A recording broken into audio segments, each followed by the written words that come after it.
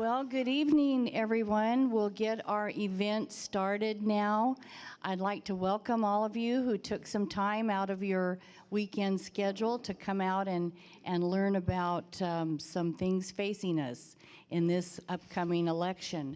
My name is Linda Gott, and it is my pleasure to serve as chair of the Mason County Republican Women's Group. Our women's group is sponsoring this event this evening. I would like to take just a moment and recognize some of the other members of our group. Vice Chairman Leslie Peterson, sitting back here. Tanya Ducker, our membership chairman at the table back there. Connie Wilson and Diane Good share our secretarial duties. They're both here, and Wendy Irvin is our very capable treasurer. And these gals have done the heavy lifting on this project, and they deserve a round of applause.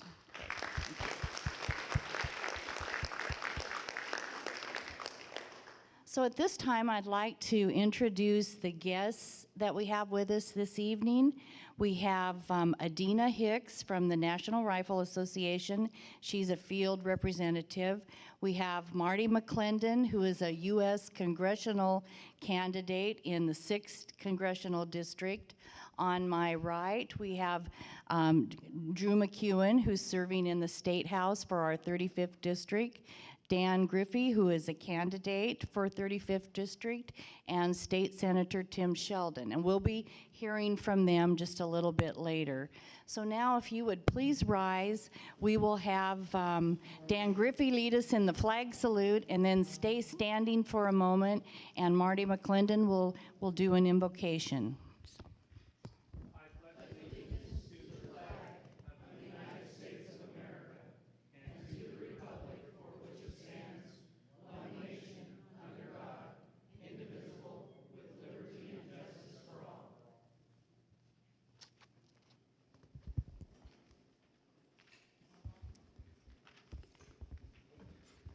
Bow your head. Heavenly Father, we thank you for tonight. We thank you for this great nation that by your providence is founded over 200 years ago. We thank you for the freedoms we enjoy. We thank you for a nation like no other nation. Lord, we are at a crossroads and we need your help. As your word says, for those people that are called by my name, who humble themselves and pray, I will hear from heaven and heal their land. Lord, we ask that you heal our land tonight. We ask that you have your way here tonight with us, and we ask for your blessing and providence again. In Jesus' name, amen. Thank you, Dan and Marty. So with that then, we will get into the main part of our presentation, and we will hear from Adina.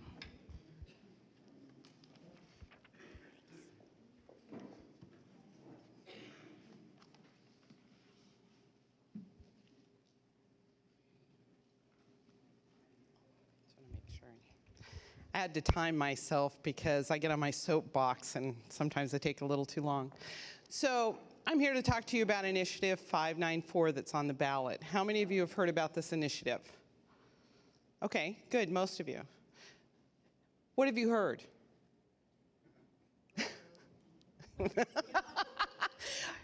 Yeah, I said earlier, somebody said vote no, and I said, yeah, that's it, I'm done. Okay, thank you. No, so 594 is a gun control initiative that is on the ballot. It came into being after House Bill 1588 failed to make it through the House in Olympia because it was so bad that even Democrats voted against it. Where's Tim? Sorry, Tim. No, the fact is that Michael Bloomberg and his Everytown for gun safety or something like that has decided that Washington's going to be a test case for this type of, well, yeah, but 50 million across the United States, but he's already sunk over $1 million into this. Then he got his buddies, Bill Gates, Nick Hanauer, Paul Allen, Steve Ballmer, you know, I mean, really the elite of the elite, the 1%ers, to pitch in. And so far, they've raised over $8 million, okay? So I hear a lot, I've only heard stuff for 594 and not much against. And I have to tell people that's because we don't have the millions of dollars that they have. And no matter how much money we pumped into this, they would just pump in more. So we're really running a grassroots campaign, and I'm going to tell you why it's so important for all of you to get involved. Now, you're already the elite. You're my 3%ers. You're the people, the 3% of voters that actually come out, they go to meetings, they donate to campaigns, they volunteer, or they run for office. So you yourself are elitist, but in a good way, okay? So 594 starts out, they're trying to play it as background checks on private sales. And then they had to add transfers because we called them on it. We said, no, this isn't just about private sales. You're talking about transfers. So finally now they're saying background checks on private sales and transfers. But it's so much more. If this were just about background checks on private sales, I don't think we would have a no campaign. I don't think anyone would be kicking and screaming, because law-abiding citizens that own guns go through background checks all the time. I'm a member of the Washington Arms Collector, and I had to go through a background check to be a member, okay? If I go to an FFL dealer and I buy a firearm, I have to go through a background check, right? So we're going to do that. We're going to go through background checks. It may be a little inconvenient, but yes, maybe it'll stop, you know, some felon or some bad guy from getting a gun. This isn't about background checks, though, because if it were, it would not have the provisions that it has. So let me start with one. How many of you go to the gun range and shoot? A few of you, right? Have you ever handed your firearm to your buddy and said, hey, try this out? Or have them say, oh man, I've never fired a .45, or I've never fired something like this, so you know, let me try your gun. Under 594, the way the provision is written, your personal firearm now is no longer exempt. That is considered a transfer. If you, under 594, hand your buddy your gun, you are now a gross misdemeanor. That is punishable by 364 days in the county jail and up to a $5,000 fine. And guess what? Potentially, when he hands it back to you, that's 2 transactions. Now you're a felon. Okay, that doesn't make any sense. I mean, I'm sorry. Yeah, that's one of them, okay? So they say they exempt immediate family members, okay? So if you look at the provisions in this, immediate family members are exempt if it's a bona fide gift. A bona fide gift means you're not going to get payment for it, and you don't expect the firearm back. That same person you could give a gift to, you can't loan or sell. So let me tell you what you have to go through to let your brother borrow your shotgun so he can go duck hunting. You have to take your firearm to a dealer. Dealer takes it into inventory. Listen to that language, okay? Takes it into inventory, charges you a fee, does a background check. Now, there's an RCW 19.60.055, has to do with secondhand goods, including firearms, that when they come into the inventory, they have to be held for 30 days. So potentially, the gun is held for 30 days. Your brother eventually gets a gun. Hopefully, it's still duck hunting season, okay? Now, he can't give that gun back to you, even though it was originally your gun. He has to take it to the dealer. Dealer takes it into inventory, charges a fee, does a background check, holds it for 30 days, and then eventually you get your firearm back. Now, what makes your brother more eligible to have a firearm if you give him a gift than if you're just loaning it to him? This is one of those provisions that's going to confuse law-abiding citizens. It's going to potentially make them gross misdemeanors or felons. Police officers, off-duty or not exempt. People with concealed carry license, which is a much more in-depth background check than just running your name. So I don't know if many of you understand. When they do a background check, when you buy a firearm, you know what all they do? They run your name. That's it. And if your name isn't associated with any felonies or any domestic violence, you pass the background check. Now, if your name's John A. Smith, there might be other Johnny Smiths out there, so there might be a delay. So in 2011, which is the most recent figures I have, there were 780,000 background checks in the United States. Out of that 780,000, 80,000 were delayed or denied. A delay is one of those where you have a common name and you have to kind of prove who you are. So about half, 40,000, were actual denials. There was something in a person's history that caused them not to be able to purchase a firearm. Out of that 40,000, how many do you think are prosecuted? And people that were there earlier, you can't tell. No, more than zero. Less than 40. 13. 13. So 4,500 out of that 40,000 were actually sent to ATF field offices for further investigation, and 13 were prosecuted for lying on a federal form. Now you tell me, how is that an effective law? If you're not going to prosecute, how is it an effective law? Well, that's one of the reasons that WACOPS, which is the Washington Council of Police and Sheriffs, and WESLFIA, which is the Washington State Law Enforcement Firearms Instructors Association, plus now we have 15 county sheriffs, are coming out opposed to 594. Now, how many of you have heard that in the media? One person. It's amazing. There's like a media blackout because they don't want people to know that law enforcement is opposing 594. And they're opposing it for very specific reasons. On my back table, I have the statements, the position statements of both of those organizations, and they represent over 7,500 police and sheriffs. Media doesn't want you to know because media is behind 594 because of the money that's behind the media. We're hoping, now I can tell you, we don't have the budget, obviously, that the other side has. So all of our advertising on television and radio will hit the week the ballots drop. Now this is really a crucial time, and that's why one of the reasons I'm so glad you're here, because some of the things we need to talk about is what you can do if you are seriously concerned about your constitutional rights being eaten away a bit at a time until pretty soon they're gone.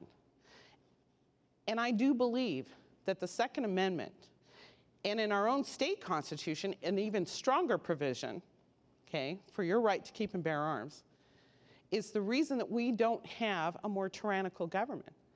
Our founding fathers knew. They said, you need to have firearms and you need to have enough ammunition to protect yourself. Now, our Second Amendment rights are really based on our God-given right for self-defense. Okay?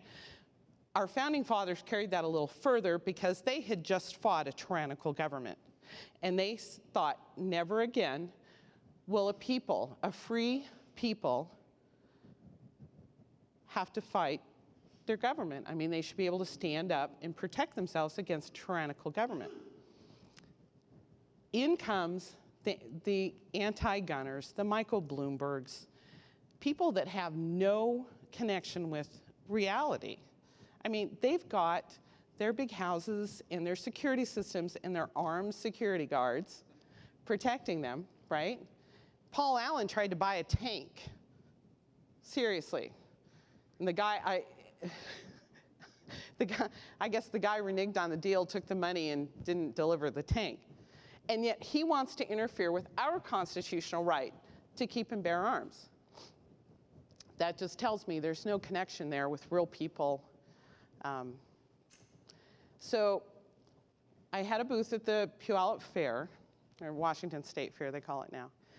And actually, I was so re-energized because it was hard to see. They just kept dumping money and just kept dumping money, and the media blackout, you know, not talking about law enforcement. Never publishing letters from people that were in opposition to 594. You know, all these things were happening. And then we had the fair. And people would slow down and they would look at my sign that says, you know, vote no, 594. Some people would stop and say, you know, I think I heard about that. Isn't that about background checks? And I would pick up the initiative and I'd say, If it were, it wouldn't be 18 pages long. Law enforcement wouldn't be opposing it. The same person you can give a gift to, you should be able to loan or sell your firearm to. When you pass your firearms down to your children or your other family members, do you know if it's a handgun, they have 60 days to go register it with the Department of Licensing? The way they put it in the initiative is they have to notify the Department of Licensing. Well, guess what? That means Department of Licensing is going to say, okay, well, fill out this paperwork because we're going to register this handgun. The way they've set this up, effectively, every single gun within a generation will be registered. Now, some people don't have a problem with that. They say, well, we register cars. Well, you tell me when the government goes in and confiscates your car, right? They might if you're like driving drunk or something and then they tow your car away. Okay, but they usually don't put it on the auction block or you never get it back. I mean, eventually you can get your car back, right? It's happened here in the United States. So after Hurricane Katrina, they issued an emergency order. They went to all the registered gun owners and confiscated their firearms. There are still people that have not received their firearms back, even though that was, you know, they said, oh, parts of that was unconstitutional. It happened in California. They didn't like the ugly guns. They call them assault weapons. There's really no such thing, but these were used in combat. There's whole generations of our soldiers that's all they used when they were deployed. But they're ugly.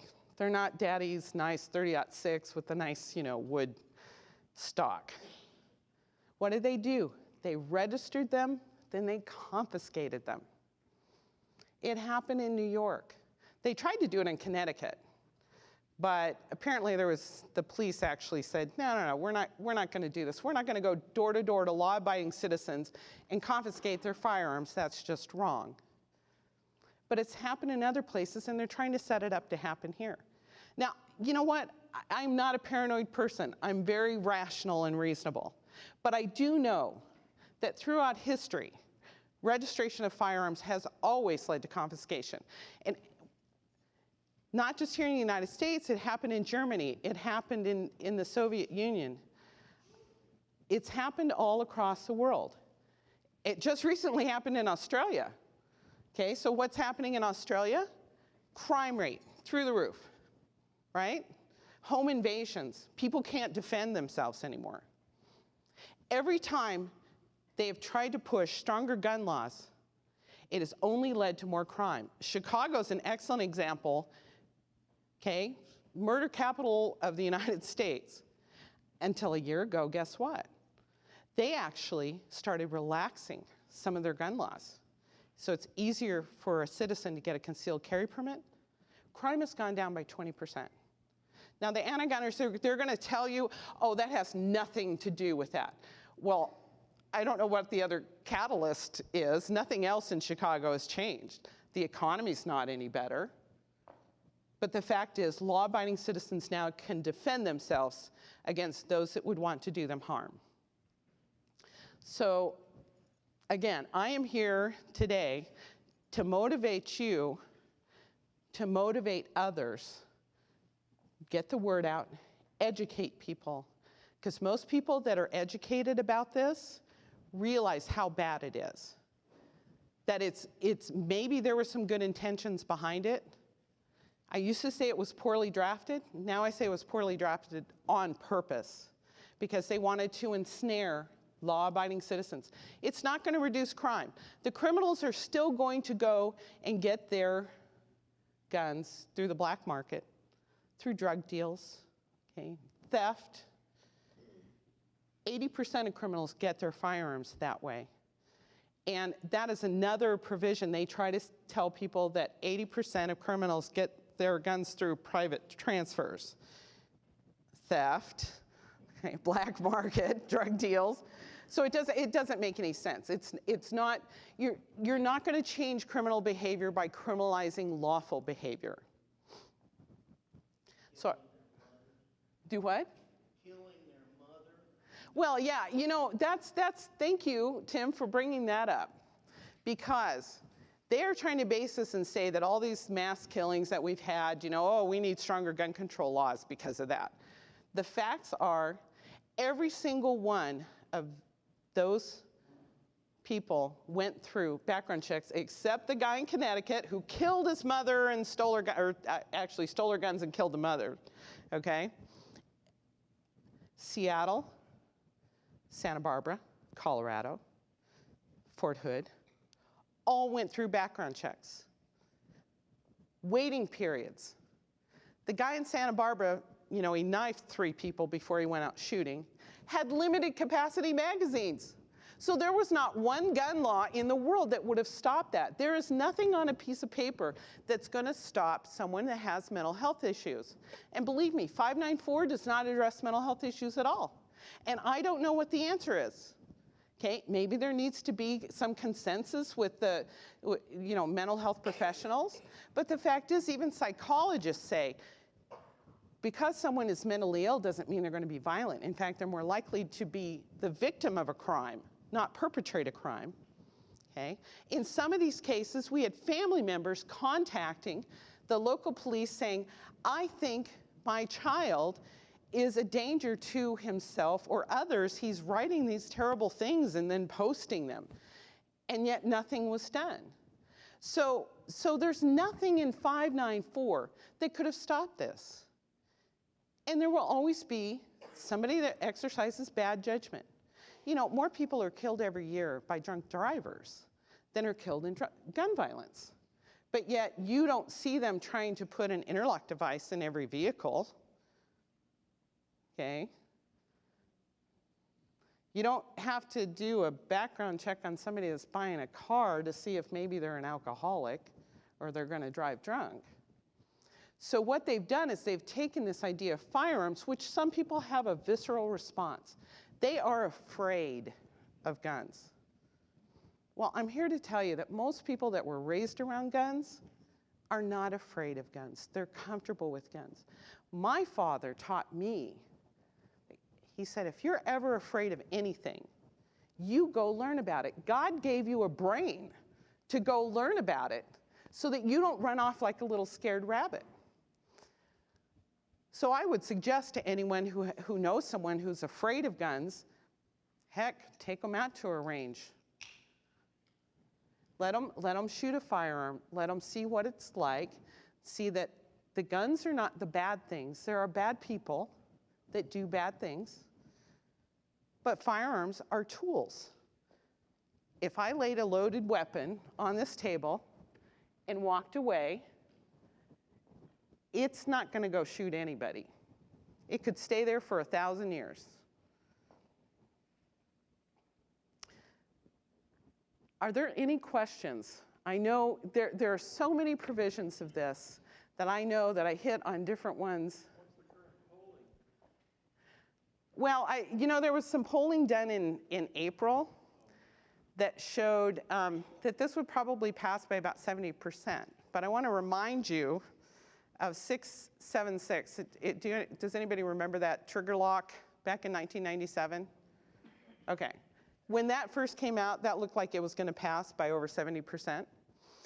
And it failed by about 70% because people actually educated themselves. There's a great grassroots movement, people telling other people what all the provisions were, and it failed.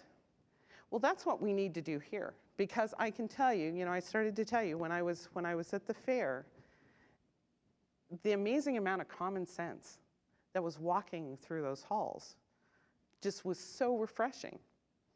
I had one woman come up and she said, I was going to vote yes on this because I thought background checks sounded okay. Then I saw their commercial where they had like this back alley, dark alley deal. 2 guys in their suit. This is going to stop criminals. She said, it occurred to me, how stupid do they think we are? Is this really going to stop the back alley deals? No. She came over and signed my, pledge to vote no on 594. I had an older woman, same thing. She said, well, I thought background checks sounded okay until I saw their commercial. She said, what are they hiding? So I said, oh, let me tell you. And I went down the list. Yes, sir.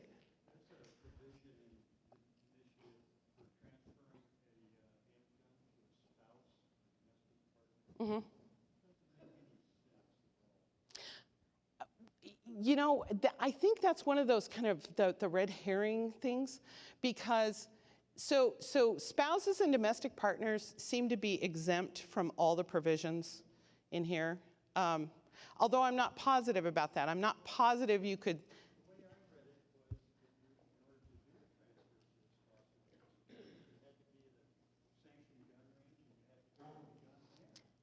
Yeah, that's kind of the way it looks.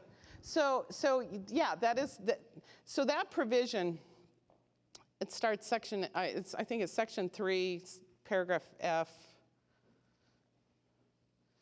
Anyway, it starts out talking about temporary transfers, and it says if the temporary transfer is between spouses or domestic partners. The next one is if the temporary transfer occurs and the firearm remains at an established shooting range that's authorized by the local governing body. Okay. Then it talks about hunting.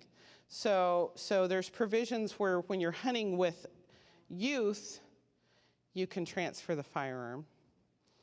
And then there's some other provisions about if both hunters have their hunting license and they're both authorized to have firearms or something like that. So it's confusing. When I first read that, I read it in the same context as, because it says while hunting. And in my brain, I think inserted while. And then looked at it again and also had a retired Supreme Court justice look at it, retired prosecutors look at it, current practicing attorneys look at it, and came to the conclusion that because they used the term and remains at the shooting range, and they left out the word while. How convenient is that? So it's a range gun or a rental that you have that you could hand to someone other than your spouse, okay? But your personal firearm is not exempt, okay? Yes, sir.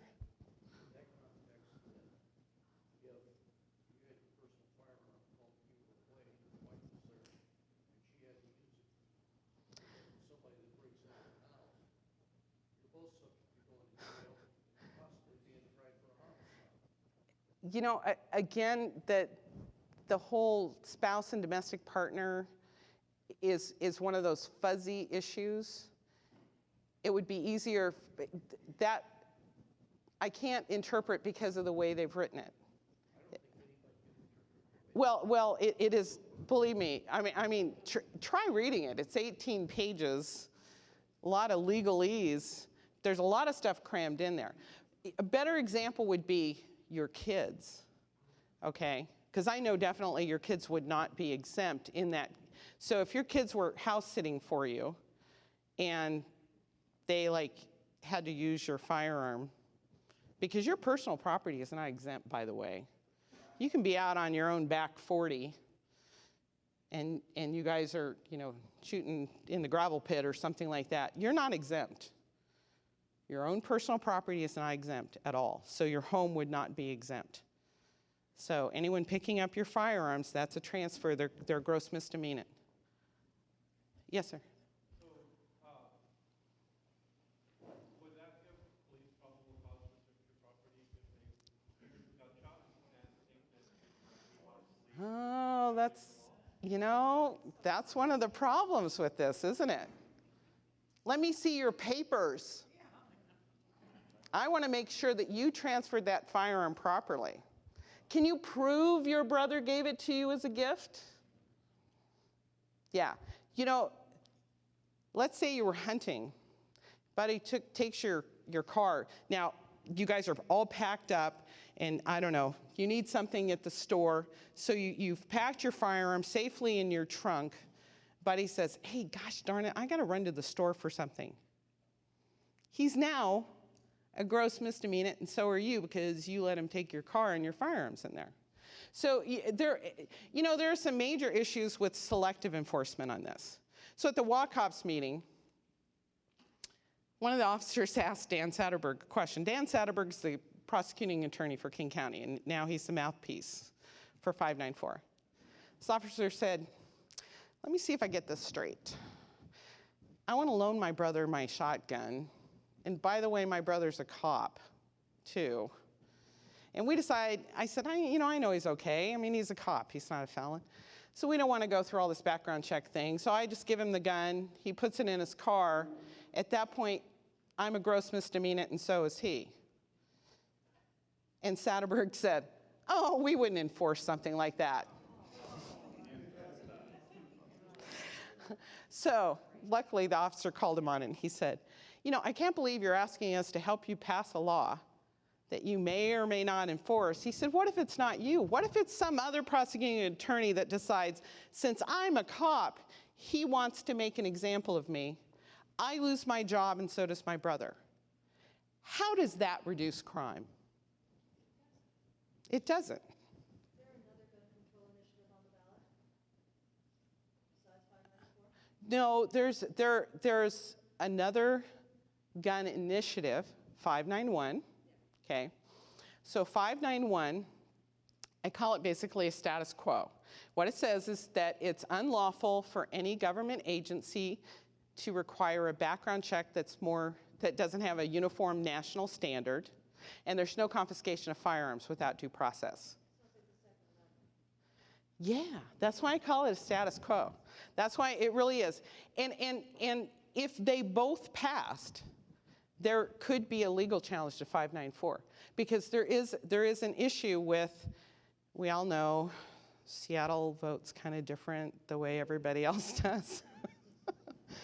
Yeah, I kind of wish they could just leave this in King County. Let the rest of us alone, please. I mean, if they really want it that bad, they should, whatever, they could have it. So 591 was put on the ballot by Alan Gottlieb, who is the founder of the Second Amendment Foundation in Bellevue. So how are we going to outvote Seattle for the first time? Well, I'll tell you what. This is one of those cases where the only vote that won't count is the one you don't cast. So, thank you. And so what we need to do, we all have a sphere of influence, right? I may be preaching to the choir here pretty much, but I always tell people, look, I know my choir members all have a sphere of influence that maybe they're not all choir members. People that want to be educated, they want to know, maybe they don't want to do it themselves. I told you you're my elite, 3%ers. So you are the people that you can write emails, make a list, post it up at work, tell your friends, call your friends, and say, look, you have to vote this time, okay? I don't care if you vote for anything else. It is. It is. They're really seriously trying to infringe on our rights. What I don't understand is, frankly, the Second Amendment is pretty clear. It says, shall not be infringed. That's pretty strong language. And yet, it happens over and over again. So we have to stand up for ourselves because, like I said, we know that passing stronger gun control laws does nothing to control crime. It's people control, it's not gun control. It's kind of people control. They want to know where the firearms are at, who all has them. The problem is only the law-abiding citizens are going to do any of this. Okay, they're the only ones that are going to register their firearms, go, get background checks. The criminals are still going to have the firearms. What does the other side say is your agenda? That's a really good question. I haven't figured that out yet. Seriously, I haven't, because we have been trying to speak the truth, okay? We're not trying to make anyone scared or anything. Just simply, and I encourage people all the time, read it. You can go to the Secretary of State website, sos.wa.gov. Look up 594, you can read the entire text. You can go to Washington Arms Collectors. They have it online. They also have the WACOP statement in West Lafayette. I mean, you can do it. You can read it for yourself. Anytime that anyone challenges them on their Facebook page or different websites and things like that. I mean, I had somebody that tried to post the walk-up statement on their Facebook page. Do you know they took it down and then they blocked him? Because they don't want to know. I was going to tell you, going back to the fair, because for every about 200 people that I had thumbs up or came over and signed the pledge, there would be one person on the other side that would say, oh, well, I'm voting yes. And I'd say, well, don't you want to learn more about it? They'd say, no. I don't want anyone to have guns. So really, that's their agenda ultimately, is they think that maybe, I guess, if they can quash the enjoyment of firearms and interfere with law-abiding citizens' ability to obtain firearms, that somehow they'll get rid of all the guns.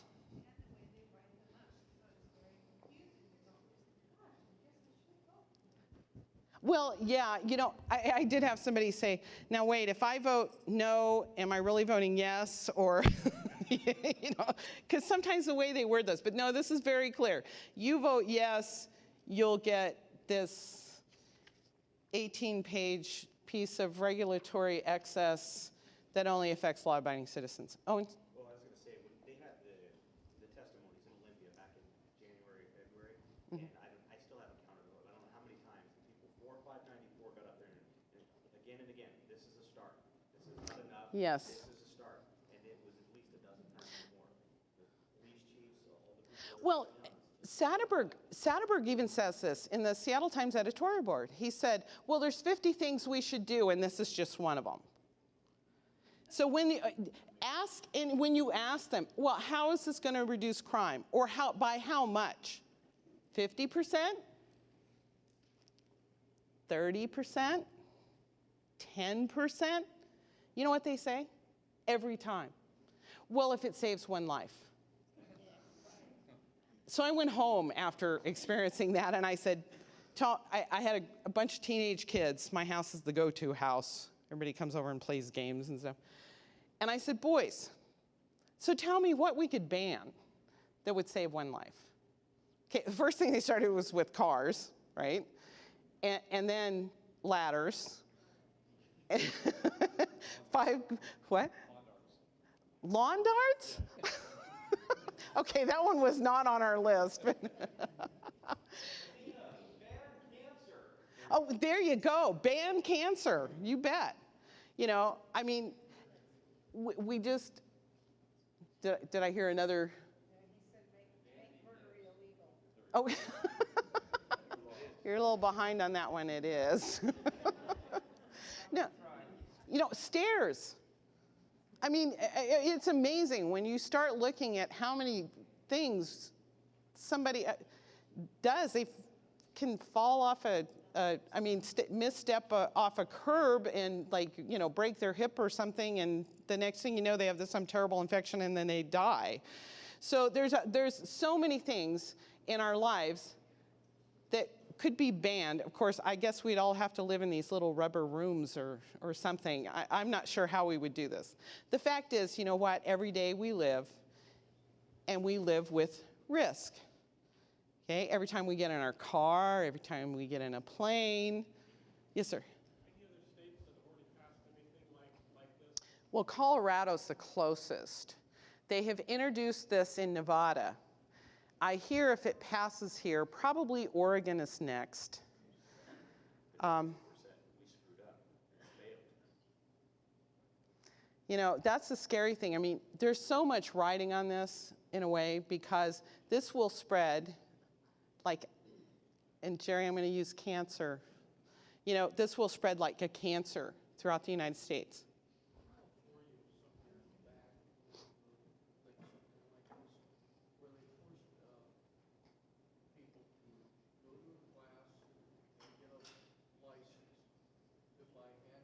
Mm-hmm.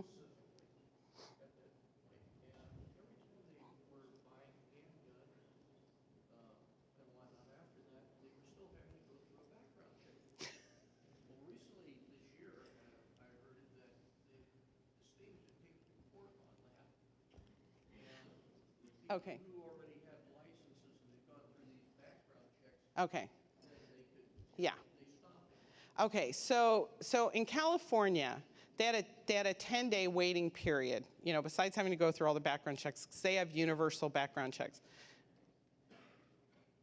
A federal judge just recently ruled that people that had already passed the background checks, so they'd already been okayed, or they had concealed license, it was unconstitutional for the state to make them wait a full 10 days. So, Who's now like in his fourth term in office, signed it where that, your neighbor can call the authorities and say, well, my next door neighbor's a danger to us and he's got a firearm. They're gonna go in and confiscate your guns and throw you in jail. And Jerry Brown just signed it. wow.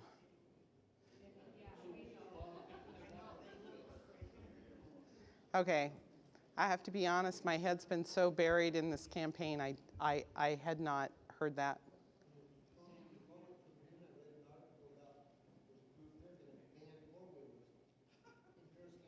Really? Wow. See, you know, it's just amazing. Even when people talk about like magazine capacity limits and things like that, well, you know what? I have these little firearm fact cards on the back from, I don't know, 1994 till 2004, I think it was. There was a limit on magazine capacity, and the federal government determined that it made no difference.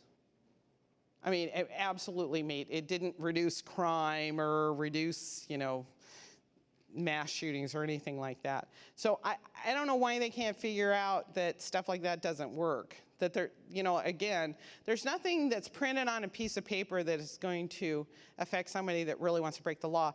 That's why they're criminals, by the way, because they don't follow the law. Not having studied it, again, it is a question. If you were under this new law that they want to pass, if you were a non-resident, i.e. from another state, Montana, and you transferred and you happen to be over here visiting and whatnot, does it only apply to residents or does it apply to anybody? Because it seems like it would be really easy for somebody who, if they, God forbid, if they pass this, somebody from another area coming in and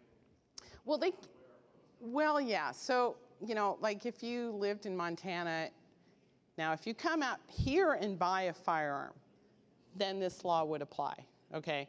But if you go to Montana and buy a firearm, you know, I don't know, allegedly, I think you can bring that firearm in, although there's all kinds of issues, especially with use tax. Ooh, I forgot that part. So they specifically exempted these sales and transfers from sales tax. Wow. Guess what, guys? Isolated sales are already exempt from sales tax, okay? We already have that on state law. What they don't tell you, but they kind of slip it in here a little bit, is that they're subject to use tax. So use tax is equal to your sales tax. Now, if you go buy a bedroom set off Craigslist, okay, technically that's subject to use tax, right?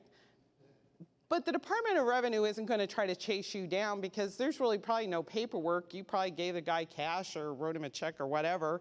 You got your bedroom set and, you know, he's on his merry way. Because of the provisions, so we have the handgun registration, right, that goes to Department of Licensing. Long guns, the federal form 4473 has to be filled out, okay? At any time, the Department of Revenue can go in and look and see what transfers occurred. Oh, hey, you're a law-abiding gun owner. You owe 9.8% use tax, okay? So, again, this is a whole different scheme that's it's just amazing to me that they want to try to push this because what are they going to do? Law-abiding citizens who are trying to do the right thing and follow the law, now they're going to be targeted potentially by the Department of Revenue so they can come collect the use tax from you. Because everything is written down. Okay, the 4473, the dealers are required to keep them, well, it says on their paperwork 20 years, but dealers tell me that ATF tells them they have to keep them forever until the store shuts. And then it's the property of ATF. And at any time, the ATF can come in and take copies of all that paperwork. Hi, I'm from the government. I'm here to help you.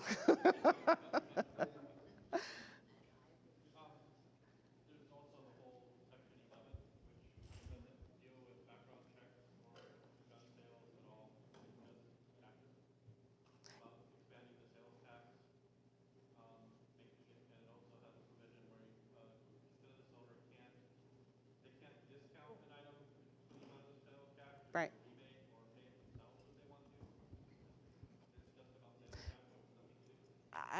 I don't know that it's sales tax, though. I think it's use tax. Because they specifically exempt these sales and transfers, these private sales and transfers from sales tax. So, but I'll go back and look at that. I mean, honestly, I've only read it like 6 or 7 times. So, and it's like every time I read it, there's something else jumps out at me. I talked to some people today, this afternoon, from Montana, and they're concerned with 594 Washington State because Bloomberg wants to use this for a test state. Yes. And wants to put it in like 16 other states or something. So, and they're concerned about it because they don't want it in their state. Right. Well, and that's what I was saying. We're really a test case here. So I would love it if they poured all these millions in and we beat them. Because you know what? They may have all the money, but we have the passion. We have the people. This state it's kind of funny, some of our politics, but the fact is, usually when it comes to our gun rights and our constitutional rights, we're really passionate. Okay, when I first read this, I was just shocked and amazed.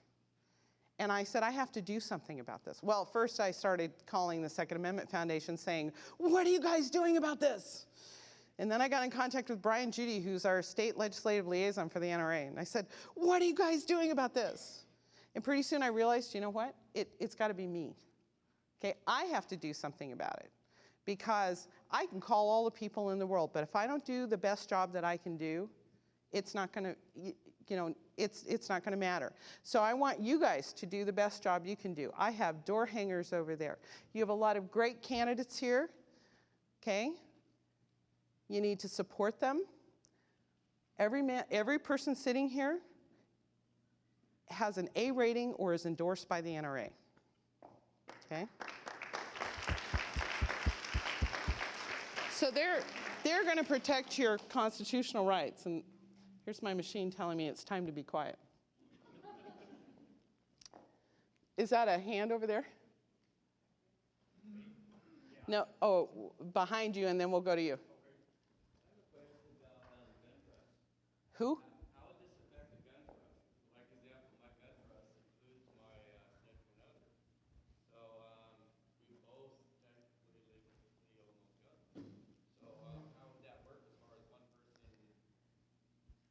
You know, again, that is kind of that spouse exemption, which is frankly unclear. We would have to ask a legal expert, or maybe we have to pass it and see what's in it. Okay. Okay. Mm-hmm. Well, this is Drew McEwen. He is one of your representatives. Sitting next to him is Dan Griffey, who is a candidate for the House in Olympia. Sitting next to him is Senator Tim Sheldon, your state senator.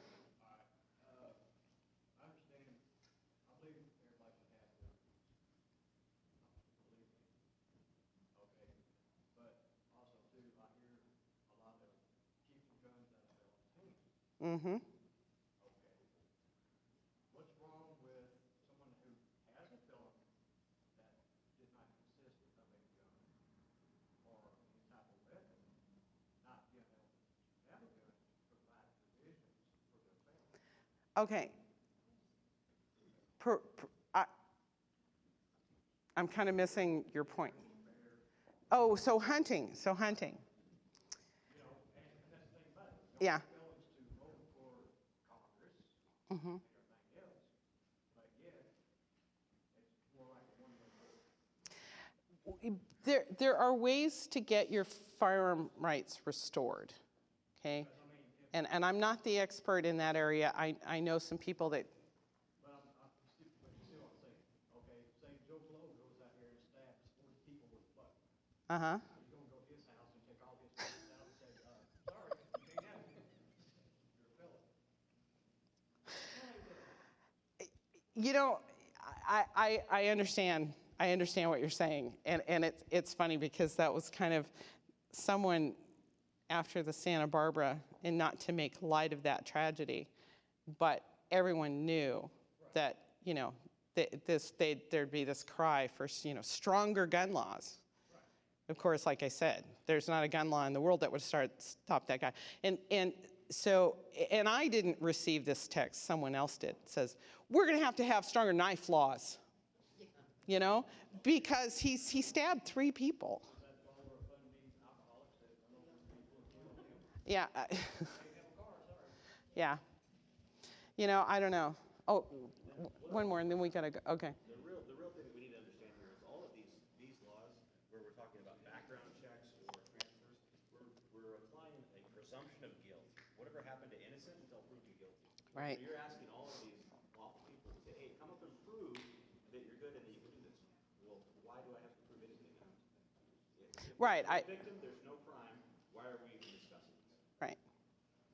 Okay, one more question, and then we've got to get to our candidates. Uh-oh. Okay, 2 more questions. You? Okay, yeah, you've got your hand.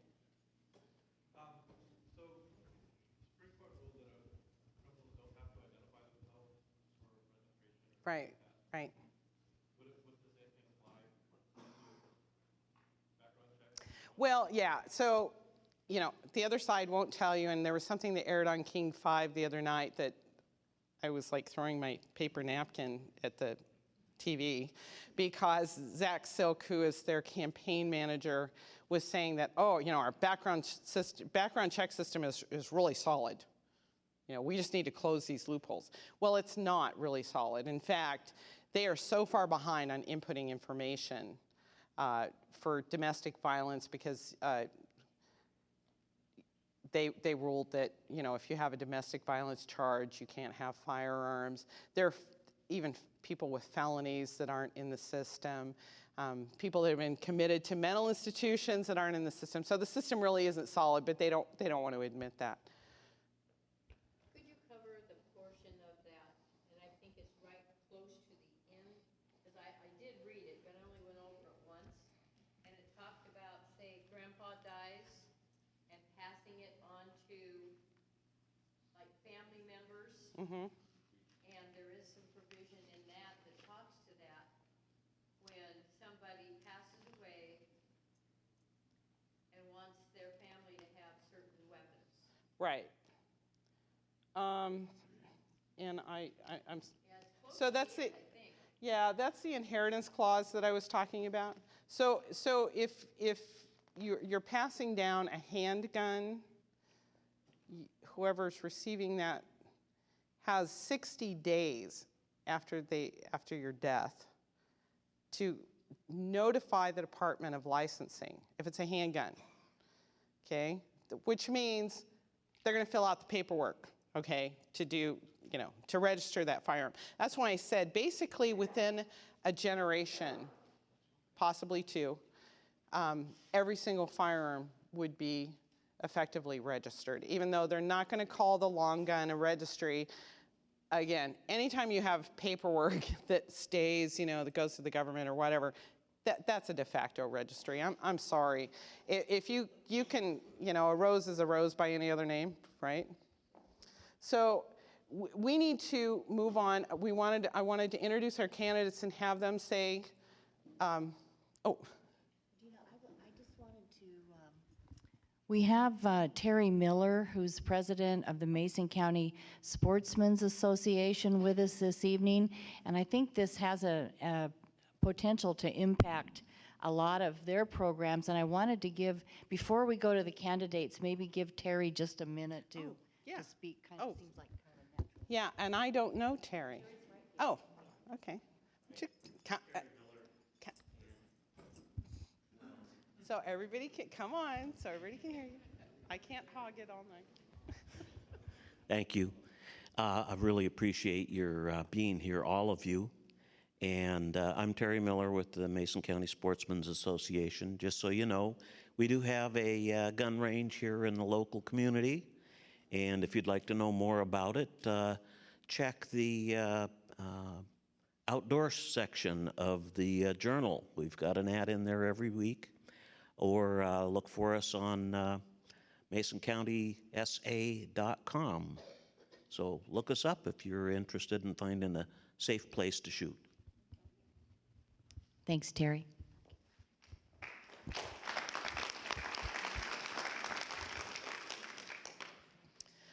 All right, so like I said, we have candidates here tonight. And I think first we can hear from Marty McClendon.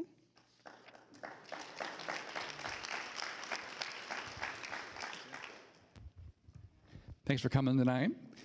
Before we get started, I just want to say one thing. One of the things I do is the McClendon family. I grew up in Eastern Washington, and something we do every Thanksgiving. My dad and my brother bring our families over. We bring our guns over. We go out to the gravel pit, and we blow up things like cans and jugs and whatever, right? And under this law, we'd be committing a crime. You know, and it's something that's our family's tradition, oftentimes on our own property, and it's a bad law. That's why many of us are here right now. And I want to point out that these guys are standing in the gap on your behalf, defending those Second Amendment rights, and same thing with me.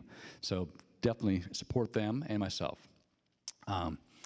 Now, from a federal level, it's not just your Second Amendment rights, it's your First Amendment right, your Fourth Amendment rights, your 10th Amendment rights, and on and on and on.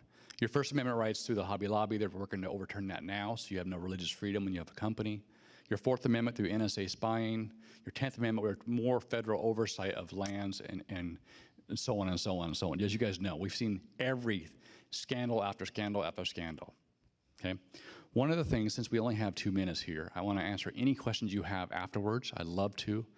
But when Adina said she had to be the one to stand up, same thing here. When we see our Constitution being trampled on, we go, well, someone's got to do something. Well, I've got to do something. When every congressman and every senator read, they swear an oath. It says, I do solemnly swear or affirm that I will support and defend the Constitution against all enemies, foreign and domestic, pledging my life, my fortune, and my sacred honor, so help me God, right? And yet, the Freedom Foundation's, not Freedom Foundation, the Freedom Index reports the guy I'm running against votes 80% of the time against the Constitution. The same guy that swears to uphold it, he's not the only one, but that's why Congress has a 7% approval rating, because they've lost our trust. They are working against the American people, so I pledge to work for you guys. The idea is, yeah.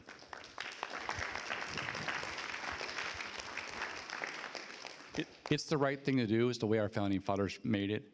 It's what we need to do. On all those routes, like I said, we can talk for hours on every issue. This one's just the beginning, though.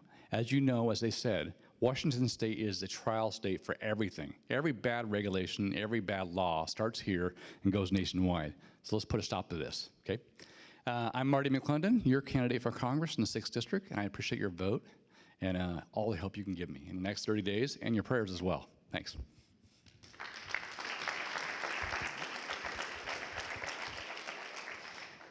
And next, I'd like Drew McEwen to come up here. Drew, thank you. Thank you. So I came totally unprepared, didn't have a pen. I was going to make some notes, and then Senator Shelton's pen died, so I wasn't Facebooking. If you were watching me, I was making my notes. So But it's a pleasure to be here. Thanks for coming out here tonight on a Friday night. You elected me in 2012, represent you in Olympia, and finishing up my first term. And it's been an honor to be there. But we got a tough fight down there.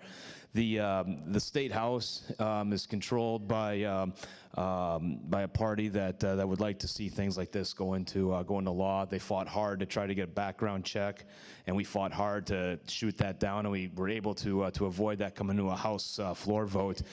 But it came close, and we cannot stand by. It's interesting. My opponent, because of the district we live in, very, as you all know, rural community, strong, rural traditions with hunting, fishing, shooting. So she has on her literature how she's a pro-hunter, pro-fisher woman, and pro-gun rights. But then in our last debate, she turns around and says she's against 591, for 594, because she supports gun registration. In total conflict with everything else that she's ever said. And that's the mentality that's trying to get through with all this. And I'm going to continue to fight against that. I'm proud to be fully endorsed by the NRA, have an A rating with them, and it's because I believe in that Second Amendment. As not only that, if you don't think the Second Amendment is clear enough, read Article 1, Section 24 of the state constitution. It's even more clear.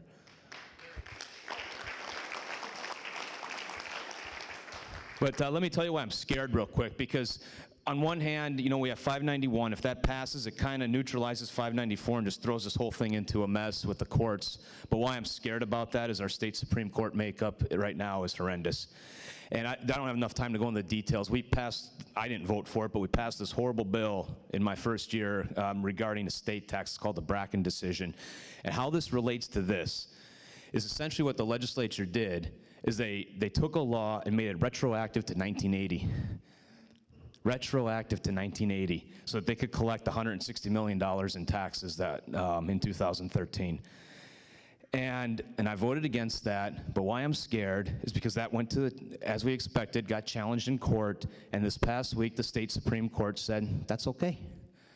So if that's their opinion on something like that we can make a law retroactive 30 years, what do you think they're gonna do when this works its way through the court system? We have to defeat this now. Every one of you need to vote. My campaign has registered more voters this election cycle than we did in 2012. But where I'm going with this, not only do we need your vote, find 5 people and get them registered, get them to vote. If you want to sit by and watch this go through, then apathy is the way to do it. But if you don't want to see this defeated and see good people elected like Senator Shelton, Dan Griffey, Marty McClendon, then vote and get 5 more people to vote that haven't in the past, whether they're registered or not. Get them in there, and let's do our part. I need Dan in there. We need to get this done, and I believe we can. Are we in tough times? Does our city, our county, our district, our state, our nation, the world, or do we have problems? Yes, we do. And are we facing things like 594 that are looking to strip away our constitutional rights? Yeah, we are. But you know what? I have confidence in the American people. I have confidence in you. And at the end of the day, I drop to my knees, thank God we live in the country we do, and we're going to defeat this. We're going to get these guys elected, and I appreciate your support. Again, my name's Drew McEwen. I look forward to serving you again in the next 2 years in Olympia. Thank you.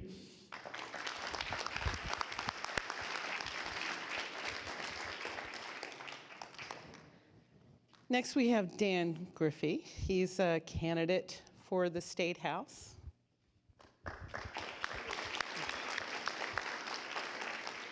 Thank you. 2 minutes is not that much time when you've been a candidate for a while, but I will try my best. For those of you who have not met me before, my name is Dan Griffey. I'm a lifelong resident of the 35th District. I spent my entire 43 years here.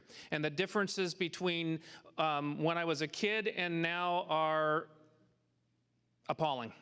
The things we used to do, we used to have rural jobs, values, and traditions, and each and every single one of them are under attack by misguided, ridiculous legislation from Olympia.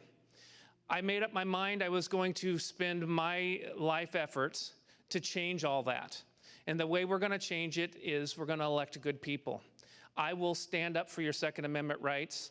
I grew up hunting, fishing, and shooting with my family. At age 10, we all started shooting. And we were taught the proper way to shoot, the proper way to handle a firearm. We never pointed firearms. My dad wouldn't even let me point a plastic squirt gun at somebody because he said, Dan, you must respect it because someday that's going to be a real gun. And if you pointed at somebody, you better be ready. I'm also very, very worried about our private property ownership rights. The Olympian just, in their non-endorsement of me, said I was naive to say that the Growth Management Act needs to be weakened. Well, of course it needs to be weakened, because right now you have an unelected board of people in Olympia, the Growth Hearings Board, telling us in Mason County how we can use our property. Is it private property anymore if the government tells you how you will use it? I say not. So I say it's not naive. I think it's naive on their part to say that we shouldn't strengthen our private property ownership rights. I am fighting every day. We doorbell from 3:15 till 7 o'clock every night. And what we need from all of you is to get out and vote. We need you to ask your neighbors to get out and vote. And I will never stop. I will hold her feet to the fire on this one. I got to end with a quote from Kathy Haig, and I don't like saying my opponent's name, but I have to say it for this purpose. In our last forum, she said, I like the Growth Management Act because I don't want my neighbors to cut down his trees. Yes, whose trees are they? And my recommendation to Representative Haig is if you don't want those trees cut down, buy them yourself. Again, my name is Dan Griffey. I'm running very hard for this position, and I really need your support. I need your vote, and it's looking like we can get it done this time. Thank you so much.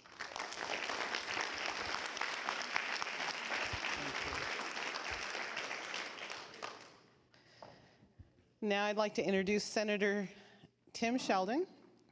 He's been your senator for, gosh, forever. But he is one of the most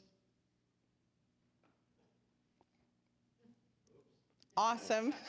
No, I mean, so Tim is just one of the greatest people I've ever met. I mean, honestly, I want to say that I am very privileged to know him. He works with the majority, he's in the Majority Coalition Caucus, and that is the reason that we have the majority in the state Senate. He works to get things done. He cares about your constitutional rights. He's endorsed by the NRA. Oh, thank you. I don't have to say anything. Thank you very much. You're Thank done. you very much. Well, I'm Tim Sheldon, and you know, I was born right here in Shelton, and I've been in public office a long time. I was elected in 1990, and we grew up again, like Dan and Drew. We had guns at home. Our parents taught us how to use them. We respected them, and this time of year, we always look forward to it because we were out on the roads walking and looking for grouse, and just had a great time with our friends. And this is such an interesting time because this really is a very definite conspiracy to put this on the ballot, right? The liberal Democrats, the Seattle Democrats, I'll call them, love to have something on the ballot every time to bring the young people out and to get their vote. You've seen it happen time and time again. It might be an income tax, it's some other issue that brings them out. But I think it'll backfire in the rural communities. And people don't know this, but we are the most rural district in the legislature. The 35th district is the most rural district. You'd think it'd be in eastern Washington someplace, but no, we only have Shelton as an incorporated city and a little bit of Bremerton. The rest is rural countryside. And you know, Gates and Paul Allen and this guy Hanauer and Mayor Bloomberg, they are spending all this money on Seattle TV to get their people out to vote, and their hope that they'll bring more liberal candidates with them to the legislature. So they have all the security in the world, as Adina said. You know, they don't care about your rights. They want to take your rights away. But the key to this is, as well, not only voting down 594, but voting for 591. Because even if they both pass, if Seattle and these big money, this millions and millions of dollars they're spending on 594 is successful. If we pass 591, we can take it to the legislature, because it's very unusual for two initiatives to pass that have the same subject. It'll go to the legislature, and these guys and myself will be in the legislature and be able to defeat it there. So it's important, really important, that you vote for 591 as a backstop to what's going on. Now, I have a A+ rating with the NRA. I belong to the Washington Arms Collectors, and we, I think, all get a check from the Gun Owners Action League to help us. But I'll tell you why I have an A+ rating. I got that plus because in 1993, there was a bill in Olympia that said that if you want to get a concealed weapons license, you have to take a class. Okay? You have a right to have a concealed weapon. If you don't have a criminal background, you have an absolute right to have one. And I was the deciding vote, and we defeated that bill by 1 vote. So 1 vote can make a difference. And if you had one more Seattle liberal in the legislature, it would have gone the other way. And that's the way it is today, because my opponent is a Seattle liberal. She lives in the 35th district, but she will vote just like a Seattle liberal. She'll support the Inslee agenda, and Inslee is just scared to death that the majority coalition caucus, which is made up of myself as a Democrat, a couple other Democrats, and all the Republicans in the Senate, we've been able to stop his agenda. He's deathly afraid his agenda will get stopped again this year. And it's a crazy, wacky agenda. I mean, it's going to raise the price of fuel. It's all about climate change. It's crazy. So we got an opportunity to do a couple things to stop 594 by voting no, passing 591, affirm your constitutional rights, and that'll be a backstop in case it does pass. And I think things are looking up. We've been able, in the last session, Drew and I, to pass a budget that does not raise any taxes, lives within our means, keeps college tuition for the first time since 1986 without an increase. That's a big thing. So it's looking up, and we're getting there finally. But we need to elect the conservative legislators, not the liberal legislators. That's my message, and I'm sure Adina will tell you, we have some signs in the back, and anything you can do to tell your friends and get them out to vote, because they don't want you to vote. The liberals do not want you to vote. They want you to stay home.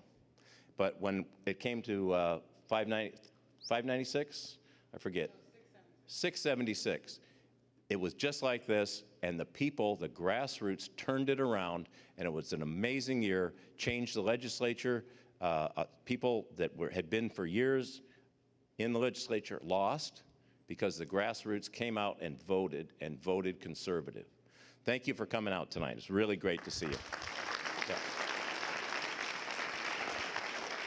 Thank you. Okay, so as Tim said, we have information at all the tables in the back, signs. If you know someone that's not registered to vote, I actually have voter registration forms. You can take those with you. Oh, cool, great. So make sure people are registered to vote. Be sure, like I said, to call everyone and say, hey, filled out your ballot, let's vote. There's a sign-up sheet in the back that I put. It actually should say pledge to vote no on 594. But you can sign that, you can volunteer, and volunteering is everything from making phone calls, doorbelling, working for some of these candidates, putting out signs, letters to the editors. There's so many things you can do. Come back. I've also got information on 594 you can take and share it with people so that you know what some of the issues are. We have a website, Vote No 594, that's on the paperwork.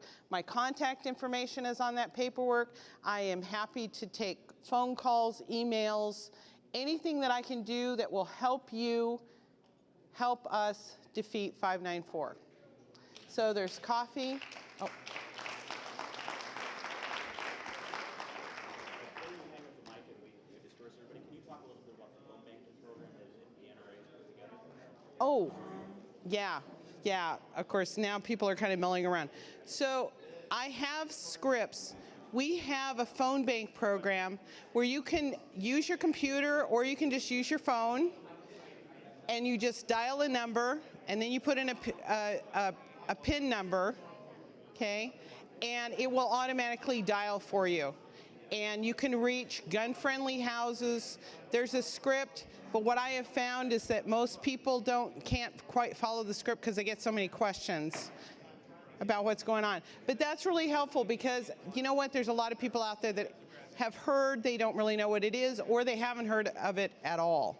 So if you want to volunteer to do some phone banking, it will help defeat this measure. Now let's have coffee and cookies.